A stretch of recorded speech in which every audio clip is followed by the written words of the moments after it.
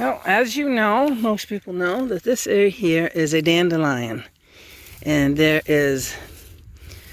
are a few different species here in Maine.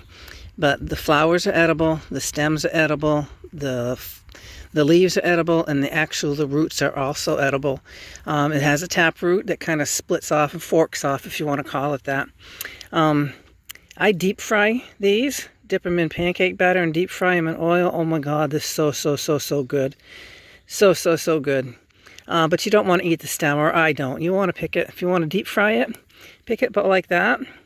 That way you have something to hold on to dredge it through the batter. And some people like to pick the blossoms and soak them in salt water, a little bit of salt water, just to get all the bugs.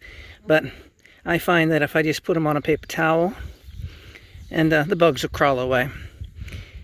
So, but that's delicious. You ought to try it. If nothing else, you ought to try that. If you eat the green part down here, it tends to be a little bitter. This right here, I just don't like the flavor of the stem. That's a lot of latex. See, I don't know if you can see that white coming out, oozing out. That's latex, and that tends to be bitter. But these greens, before the buds come out, these greens are not as bitter. They're more tender, they're tastier, but it's full of amazing nutrients. And you dig down about 8 inches and you'll come across the root, the taproot, and that can be dried and ground and baked, or baked. You clean it, you bake it to a golden brown or darker roast for a variant in flavor, and it can be used as a coffee substitute without the caffeine. And it does taste similar to coffee, actually. It is also a diuretic. This whole plant is a diuretic, and you can take these blossoms and infuse them in oil. And pregnant women, or nursing women, when their breasts are tender, it's a very, very good massage oil for women's breasts when they're pain and achy. And a lot of people use it as a total body massage oil as well.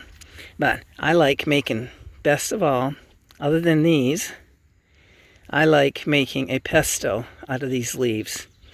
They're just, yum, yum, yum. They can be bitter. The older they get, the bitter they are. Once these flowers and buds start coming out, the nutrients go towards seeding. So a lot of the nutrients, or the yummy stuff, starts being concentrated in these versus the leaves, and these become a little bitter. But this is diuretic. Just make sure you don't drink too much if you drink them. But these are very, very rich in nutrients. The greens are very, very favored by a lot of people. I decided to come back to this dandelion blossom, or plant, simply because I forgot to mention that aside from eating this plant in the raw form, it can be cooked, but I've made dandelion wine, dandelion jelly, dandelion syrup, and dandelion, I can't remember what else. But this is very edible. The only problem is that some people find it extremely, extremely bitter. Another thing I'd like to mention is that before you eat any wild edible, to include the dandelion, you want to make sure that you do your research. Make sure you properly identify the plant that you hope to eat. And there are a lot of dandelion lookalikes, and some aren't so good for you.